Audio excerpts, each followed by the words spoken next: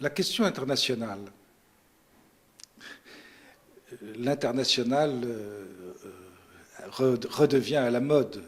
Tous les Français au Café du Commerce font de la politique internationale. On prend parti pour, contre les interventions françaises, les interventions américaines, les interventions britanniques, etc. On fait comme si, dans la grande presse, il existait une communauté internationale. Ce qu'il y a de très curieux, c'est que quand on parle de l'ONU, en réalité, jamais les discordances n'ont été plus grandes au sein même du Conseil de sécurité. On voit bien que ni la Chine ni la Russie maintenant ne suivent les directions que voudrait imprimer l'Amérique au monde. Et ne parlons pas des pays arabes, ne parlons pas des pays africains. D'ailleurs, c'est très très bien senti lors des interventions américaines au Moyen-Orient. Il y a une réticence de la dite communauté internationale à des décisions qui sont prises en fait unilatéralement. Donc il y a une tricherie. Et il ne faut surtout pas être dupe de cette tricherie. C'est le propre de la diplomatie, d'une certaine manière. Mais il y a quelque chose de plus grave, parce qu'on fait semblant, sous le couvert des droits de l'homme, du droit des peuples, de créer une unanimité. Et en réalité, cette unanimité n'existe pas. Il y a des intérêts nationaux. La Turquie a des intérêts, le Japon a des intérêts, les États-Unis ont des intérêts. La Turquie sait très très bien que le Moyen-Orient est en train de se transformer, de se changer. La Turquie est obligée de faire attention. La Turquie ne pense qu'à la Turquie. Les Turcs ne pensent qu'à la Turquie. S'imaginer qu'ils ont une volonté d'intégration dans l'Europe, de s'assagir, etc. Mais tout ça, ce sont des aberrations. Les Turcs, s'ils ont une volonté d'entrer dans l'Europe, c'est uniquement dans l'intérêt de la Turquie et des Turcs.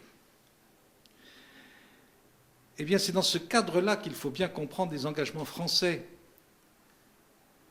Un engagement français en international doit être maintenant pris extrêmement au sérieux. Alors, je ne vais pas entrer dans les discussions de salon, ou les discussions de Café du Commerce, ou les discussions du Quai d'Orsay, des choses très intéressantes. Peut-être, j'essaye d'aller à l'essentiel. La France est un pays en guerre aujourd'hui. Elle est engagée en Afghanistan. Et même la mort de Ben Laden, qui est incontestablement une victoire sur le terrorisme, c'est quand même un grand symbole, ne va pas changer profondément la donne. Cependant, la mort de Ben Laden va certainement modifier la politique américaine. Nous sommes mis à la remorque de la politique américaine. Est-ce que nous avons une politique française? Or, il est certain que l'intervention française a toujours un caractère particulier. Les Américains, d'ailleurs, le savent. Les soldats français sont reconnus pour leur qualité, leur façon de faire, qui vient d'une longue tradition d'acclimatation au pays, aux populations. Mais c'est extrêmement difficile dans ces peuples moyen-orientaux. C'est encore plus difficile que ce n'était jadis en Algérie, au Maroc ou en Tunisie. Nous sommes engagés également en Afrique, on l'a bien vu avec la Côte d'Ivoire, avec la force Licorne. Et incontestablement, si les Français n'avaient pas été là, Gbagbo serait toujours là. Ça a été dit, il faut le dire, il faut quand même être réaliste. Est-ce que nous avons bien fait? On peut discuter. Il y a là un vrai problème de fond. On a chanté la décolonisation, mais la décolonisation a été en réalité concrètement catastrophique, il est permis de le dire. Ça ne veut pas dire pour ça qu'il fallait continuer la colonisation, mais telle qu'elle s'est faite, la décolonisation a été catastrophique pour la majorité des pays d'Afrique. Et d'ailleurs, les Africains honnêtes sont les premiers à le reconnaître. Nous pourrions avoir une politique en Afrique.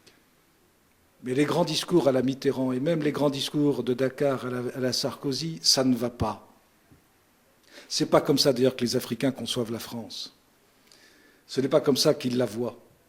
Et je suis pour ma part absolument convaincu que des drames qui se sont passés en Afrique auraient pu être résolus autrement si nous avions eu des gouvernements français installés dans la durée et qui soient capables de comprendre ce qu'est une politique internationale française. Il n'y en a pas. La vérité, c'est qu'il n'y en a pas et que les vrais diplomates, d'ailleurs, le savent pertinemment. Il n'y a que de la politique intérieure, de prise de pouvoir. Et ensuite, les choix diplomatiques sont en fonction de l'intérêt du moment, en fonction de l'humeur. On a vraiment trop l'impression que l'affaire libyenne a été engagée sur un coup d'humeur. Il est navrant de penser que Bernard-Henri Lévy soit derrière cette affaire. Alors, est-ce qu'il fallait intervenir ou pas intervenir? Là, qu'on me permette, avec toute la réserve qui est due dans ces matières-là, parce qu'on en est difficilement juge, que précisément, il faut garder son sang-froid. Il aurait pu être intéressant, il pourrait être intéressant, il sera peut-être intéressant demain de toucher les frites d'une intervention. Mais il faut bien se rendre compte que cette intervention, faite prétendument dans le cadre de l'ONU, concrètement, ça se termine par la France et l'Angleterre. Les États-Unis se retirent. Bon, l'Italie demande une participation parce qu'elle cherche son intérêt, mais ça s'arrête là. Les États européens, l'Allemagne n'a pas marché. Les États européens n'ont fait que semblant de marcher. Concrètement, c'est la France. C'est la France qui assure les bombardements. Alors on dit qu'on fait la guerre uniquement par bombardement. Mais la question est de savoir si une victoire est au bout de missiles. Bon. Puis qu'est-ce que c'est que on a pris parti pour la Cyrénaïque contre la Tripolitaine. Bon, tout ça, tout le monde sait que ce sont des luttes de clans, tout cela se sait. Pas besoin de faire des longues conférences. Voilà. Il faudrait méditer. Alors réfléchissons 30 secondes. 2012. Sarkozy quitte le pouvoir. Qu'est-ce qui se passe? On change de diplomatie, on change de politique, on change l'intervention française, on se retire de partout, après avoir manifesté une volonté conquérante de réaffirmer la présence de la France dans le monde. C'est ridicule, nos institutions sont ridicules. Voilà le vrai problème. Je ne sais pas quel jugement il faut porter sur telle ou telle intervention. Ce que je sais, c'est que nos institutions sont ridicules. Et elles ne peuvent pas supporter ce genre d'engagement. Elles ne peuvent pas. Il faudrait de la continuité, il faudrait de la durée. Et puis j'ajoute, il faudrait surtout un tout petit peu de cohérence. À partir du moment où on prétend s'engager dans le monde, et je crois que la France a le devoir, le droit, le devoir de s'engager dans certaines circonstances, de façon réfléchie, il faut avoir l'outil de défense correspondant. Quand on n'en a que des unités aéronefs ou navales, bien vient un moment où c'est dramatique. Pas sûr que notre porte-avions dont on est si fier soit en état de s'engager indéfiniment. Qu'est-ce que l'on fait? Si la France veut une politique extérieure, il faut qu'elle ait une politique de défense. Voilà la conclusion. Mais pour ça, je ne suis pas sûr qu'aucun chef de l'État français, parmi tous ceux qui se présentent à l'horizon, il y en ait un seul qui ait la capacité de comprendre, ne serait-ce que de comprendre, en passant au-dessus de son esprit de parti, qu'il doit y avoir une cohérence nationale.